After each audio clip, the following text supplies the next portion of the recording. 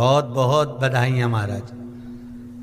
सोमवार की अष्टमी का मतलब आपको इंदौर की कथा में बताया था, जिस दिन शंकर और पार्वती के मिलन का दिवस हो, और केवल एक माता पार्वती के अकेले मिलन का नहीं, 64 योगनियां तक भगवान शंकर से मिलने के लिए आती है।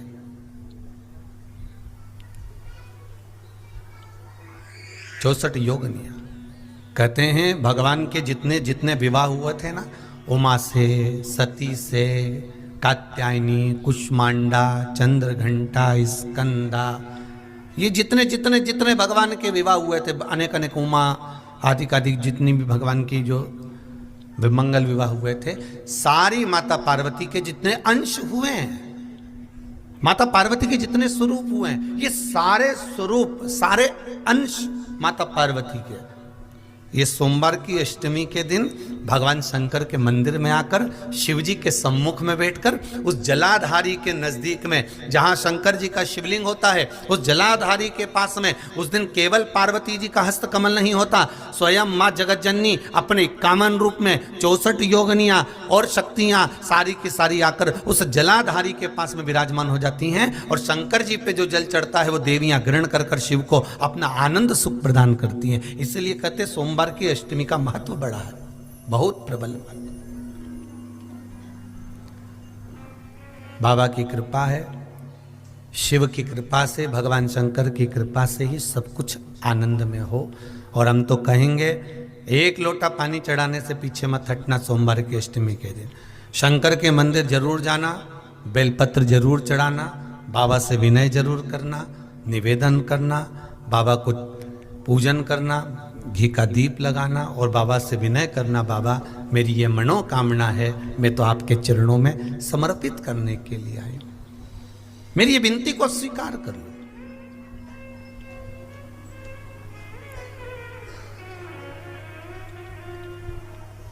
बहुत तकलीफ है और नहीं हो रहा काम, बहुत दिनों से लगे हो, नहीं हो रहा, हरा मूंग ले जाओ। मूंग के दाने तो रहते हैं घर में, केवल 31 मूंग के दाने लेकर जाइए, 31 चावल के दाने लेकर जाइए और 31 ही बेलपत्र लेकर जाइए। जिस दिन सोमवार की अष्टमी हो, कौन से दिन? सोमवार की अष्टमी हो, उस दिन शंकर जी के मंदिर में जाओ, 3 चीज लेकर जाओ, मूंग के दाने, चावल, बेलपत्र। चावल जो 31 लेकर गए हो, अपनी कामना कर कर शंकर जी की देहली पर रख दो, चौखट पर, कहीं पर भी एकांत में उसको रख दिया जाए। मूंग के जो दाने लेकर गए हो 31, वो नंदी के पास में, जो नंदी का पांव ऊंचा रहता है उस पांव के पास रख दीजिए। और जो 31 बेलपत्र लेकर गए हो, वो 31 बेलपत्र अशोक सुंदरी वाली जो जगह है, आपको पहले बताया है कथा में, अशोक सुंदरी जी का स्थान,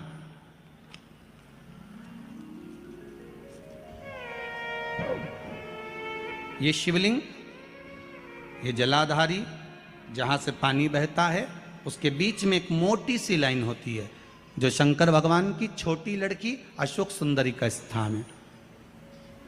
शिव जी के 13 बच्चे हैं, 13 बच्चे में सबसे छोटी लड़की अशोक सुंदरी यहीं पर विराजमान होती है, जहां से पानी नीचे गिरता है। प्रत्येक शिवलिंग के सामने एक मोटी सी लाइन होगी, उस मोटी सी जो लाइन है अशोक सुंदरी, वहां पर जो 31 बेलपत्र लेकर गए हो, अपनी कामना कर कर पीला चंदन, लाल चंदन लगाकर उस पर समर्पित करते जाओ। उसकी डंडी जहां से पानी बहता है उस ओर होना चाहिए। आप निवेदन कर कर देखो, एक सोमवार की अष्टमी पर कर कर देखना, दूसरी सोमवार की अष्टमी आएगी, अपने आप आपका काम हो गया होगा। बाबा से निवेदन तो करो, क्यों भटक रहे? और धतूरे का फूल,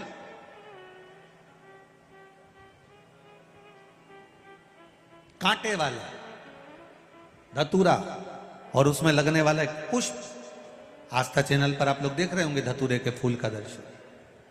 धतूरा और धतूरे का पुष्प, छोटा सा पौधा है, ज्यादा बड़ा नहीं है, कांटा लग रहा है, धतूरा लग रहा है, और उसमें भी साधारण धतूरा नहीं, जिस धतूरे के नीचे की डंडी लाल कलर की होती है, अगर वो सोमवार की अष्टमी को देवाधिदेव महादेव को समर्पित करी जाती है तो उसके घर में कभी संपदा की कमी नहीं होती है। वो धतूरा है, साधारण नहीं है। धतूरे में भी लाल डंडी, जैसे धतूरा गोल होता है उसके नीचे एक छोटी सी डंडी, देखा है आप लोगों ने? अरे देखी कि नहीं देखी बोलो? धतूरा देखा है ना? धतूरे के अंदर एक नीचे छोटी सी डंडी होती है, जब तोड़ोगे तो वो डंडी का कलर अगर लाल है, वो डंडी का कलर अगर लाल है, और कभी हम तो कहेंगे जैसे बड़ी बीमारी जिसको हो जाती है, लीवर, किडनी, कैंसर आदि आदि बड़ी बीमारियों से जो जूझ रहा होता है, प्रयास करो, प्रयास महामृत्युंजय का जाप कर कर, महामृत्युंजय का स्मरण कर कर, एक लाल डंडी का धतूरा प्रयास करना, एक धतूरा मिल जाए या 5 धतूरे मिल जाए किसी भी एकांतेश्वर महादेव पर, जो शिव मंदिर एकांत में हो, जहाँ कोई जाता आता नहीं हो। वैसे तो अब बहुत मुश्किल है कि ऐसा मंदिर मिल जाए जहाँ कोई जाता आता नहीं हो, पहले की बात दूसरी है, अब बात दूसरी है। फिर भी कहीं आप रोड पे से निकल रहे हो, एकांतेश्वर महादेव अगर आपका दिख जाए, बहुत बीमारियों से ग्रसित हो, तो भी महामृत्युंजय जाप का स्मरण कर कर या किसी विद्वत ब्राह्मण जन से महामृत्युंजय मंत्र का जाप कराकर, या भगवान शिव के मंत्र का जाप स्वयं कर कर, वो भी ना बने तो पंचाक्षर मंत्र नमः शिवाय, षडाक्षर मंत्र ओम नमः शिवाय, या श्री शिवाय नमस्तुभ्यम जप कर वो लाल डंडी का धतूरा 5 एकांतेश्वर महादेव को आप समर्पित कर सकते हो। रोग थम जाएगा, जो दवाई खाओगे वो शरीर को लगना प्रारंभ हो जाएगी और आप स्वस्थ होना प्रारंभ हो जाएंगे। अगर बड़ा रोग, एक बात अपने जीवन में उतार कर रखिएगा, सोमवार की अष्टमी, शिवरात्रि या सोमवार, प्रदोष, बन सके तुम्हारे पास में शिवालय हो या बेलपत्री का वृक्ष हो, वहां दीप दान अवश्य करना चाहिए। अब एक बात का स्मरण आपको रहे थोड़ा सा, अगर किसी कामना के वश अगर हम दीप लगा रहे हैं या हमारे मन में कोई भाव उत्पन्न है और हम बाबा से कहना चाहते हैं कि बाबा मेरा ये कार्य है आप पूर्ण करिएगा, तो फिर शिव मंदिर में भी लंबी बाती का दीप आप प्रदोष या सोमवार की अष्टमी या सोमवार या आप शिवरात्रि को बाबा से निवेदन कर कर लगा सकते।